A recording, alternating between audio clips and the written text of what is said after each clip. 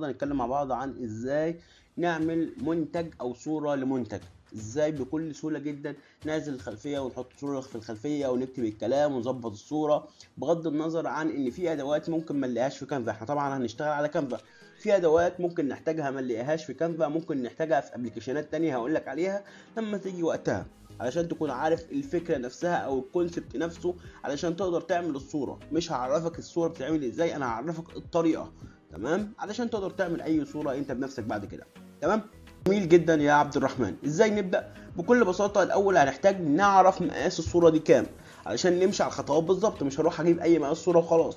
علشان نعرف مقاس الصورة دي طبعا انا منزل الصورة عندي، هروح على الصورة كده بكل بساطة وادوس عليها كده واجيب الاعدادات بتاعتها واروح على الديتيلز واعرف مقاس الصورة 720 في 926، وابدا اروح على كانفا وادوس على كلمة ابتكار تصميم جديد وابدا احط المقاس بتاعي 720 في 926 العرض والطول، وابدا ادوس على كلمه ابتكار تصميم جديد. بالتالي انا اول حاجه عملتها عرفت مقاس الصوره، يبقى انا كده حددت الخطوه رقم واحد وهي ان انا اعرف مقاس الصوره بتاعتي العرض والطول. ازاي احنا اقدر ابتكر التصميم اللي انا عايزه، ولكن انا هدور على التصاميم الجاهزه علشان تساعدني في الانجاز. بس هبدا اروح من القائمه اللي على اليمين على كلمه تصميم، اول واحده هبدا ابحث عن كلمه منتجات. ليه منتجات يا عبد الرحمن؟ لان انا الغرض الاساسي بتاعي من الصوره هو المنتج. انا مش عايز اعمل صوره انشرها، انا عايز اروج للمنتج بتاعي، اظهر رقم واحد عندي المنتج بتاعي. فابدا ابحث عن كلمه منتجات، هيبدا يطلع لي صور كتير جدا اقدر استخدمها. خلينا نستخدم اول قالب طلع معانا بكل سهوله عشان ما نقعدش ندور. زي ما انت شايف القالب ظهر معايا اهو في نفس المقاس طبعا من غير اي مشاكل. تعالوا كبرنا كده طبعا الصوره بجودتها العاليه. اول حاجه مع ده رقم واحد وان انا اشيل المنتج ده واحط المنتج بتاعي. زي ما انت شايف حذفت المنتجات من خلال القائمه اللي على اليمين، هروح على كلمه التحميلات وهبدا هبدا اضيف الصوره دي وليكن مثلا من غير اي مشاكل. اصغر بس كده. طبعا كانفا فيه النقطه بتاع مزيل الخلفيات من فوق خالص من القائمه اللي عندي، هبدا ادوس على كلمه مزيل الخلفيات بنقره واحده. زي ما انت شايف دوسه واحده بس شال لي الخلفيه من غير اي مشاكل. طبعا اقدر اكبر الصوره كده واحط الصوره بالشكل اللي انت شايفه قدامك. طبعا احنا لو في ابلكيشن تاني مثلا زي بيكس ارت اقدر اظبط زوايا الصوره اي العدسه اللي هبص منها للصوره بحيث ان انا انسقها شويه. تاني حاجه اعملها معايا وان انا هضيف ظل للصوره دي.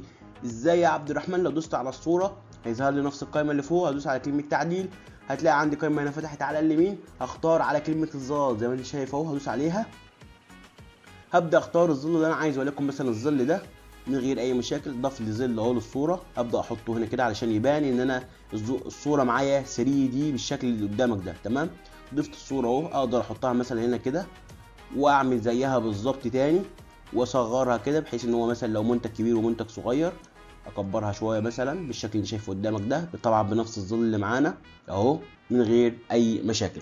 كده عملنا المنتج بتاعنا حطينا له ظل بحيث ان هو يكون باين معانا بشكل اوضح شويه، نفس الصوره اللي معانا من غير اي مشاكل. كده عرفنا ازاي نضيف الصوره، ازاي نكررها، ازاي نعمل الظل. تمام، حلو قوي. ازاي نحط صوره في الخلفيه؟ زي طبعا من خلال القائمه اللي على اليمين اروح على كلمه العناصر، هبدا ابحث عن تنظيف او غسيل ارض. مثلا المنتج ده مثلا بتاع غسيل ارض او غسيل اطباق ايا يكن، انا هبحث عن ايه. زي ما انت شايف الاقي عندي صور كتير جدا اقدر اختار الصوره اللي انا عايزها، وليكن مثلا يا سيدي اختار اي صوره وليكن مثلا الصوره دي. تمام، انا ضفت الصوره اهي، اقدر اكبرها بس كده معايا واحطها هنا بالشكل اللي انت شايفه قدامك ده. خلينا بس نصغر كده شويه عشان الصوره تبان معانا بشكل اوضح، عشان انسق بس حجم الصوره معايا.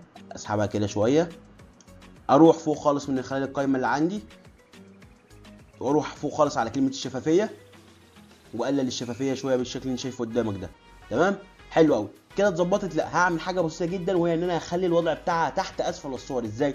لو دوست على الصوره ورحت فوق خالص على كلمه الوضع اللي عليها الماوس دي هدوس عليها، هروح على الصوره بتاعتي كده وابدا اسحبها تحت الكلام. ثواني بس معانا، اسحب الصوره اهي، اسحبها بالماوس زي ما انت شايف واحطها اخليها هنا كده مثلا. تمام، الصوره بتاعت اتضافت تحت اهي من غير اي مشاكل، بقت تحت كل العناصر دي. لو كبرنا هتلاقي الصوره ظاهره معاك بالشكل اللي انت شايفه قدامك ده. خليها بس كده تكون اوضح معانا اهو. تمام كده. في الخلفيه عايزين نظبط الشفافيه تاني شويه مفيش مشكله اهو. تمام، تمام، حلو قوي. كده خلاص ظبطنا الصوره، ظبطنا الخلفيه، ظبطنا كل حاجه. لو دي لا ممكن طبعا نغير الكلام ده.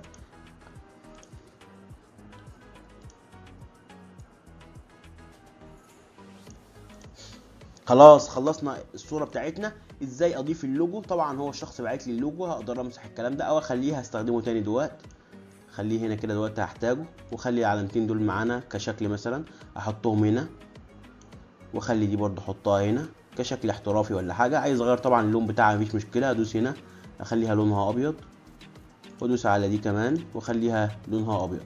اسحب دي بس كده اخلي دي لونها ابيض، واشد دي كده كمان. شوف الموضوع سهل جدا اكننا بنلعب. تمام، حلو قوي. ازاي اضيف اللوجو؟ من خلال كلمه العناصر او التحميلات على القائمه اللي على اليمين. هبدا احمل اللوجو بتاعي اهو، اتحمل اللوجو معايا. اول بس ما يتحمل معايا دوسه واحده هيتضاف معايا هنا. خلاص عرفنا على مزيل الخلفيات، هيبدا يعزل لي الخلفيه حتى بتاعه اللوجو يا عبد الرحمن، حتى بتاعه اللوجو.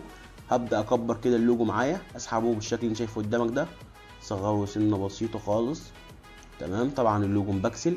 ازاي اظبط شكل اللوجو يا عبد الرحمن؟ نحسن جوده اللوجو الى حد ما. هدوس على اللوجو كده من خلال التطبيقات، وهدوس على كلمه بيكسل. هبحث عن كلمه بيكسل، شرحتها انا في فيديو قبل كده. بيكسل هتلاقي عندي اهو اول تطبيق هيظهر معايا.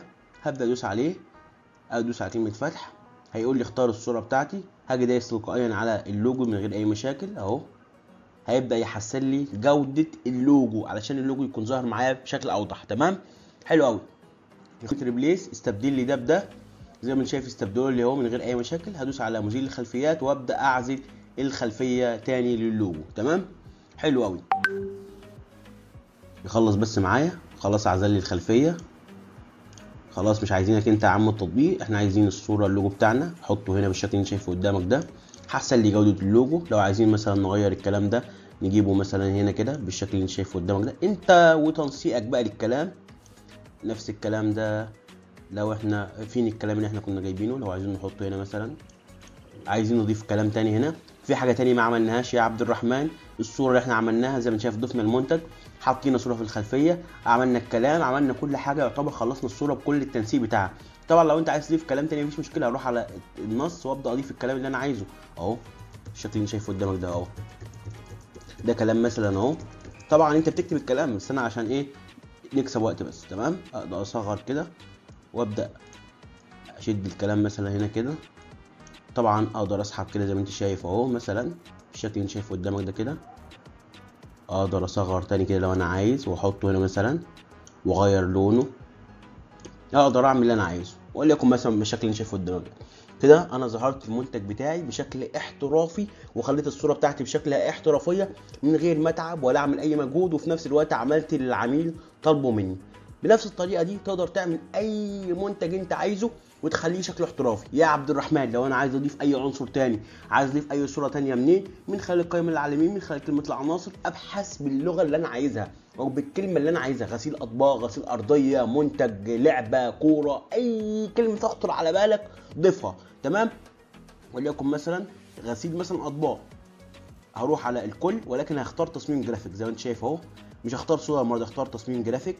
خلينا نختار مثلا تصميم جرافيك ونضيفه كده مثلا. اخترت تصميم الجرافيك ده، اقدر مثلا اضيفه هنا كده بالشكل اللي انت شايفه قدامك ده كده، واروح على الشفافيه واقللها معايا مثلا. فاهمني؟ على سبيل المثال انت وتصميمك انت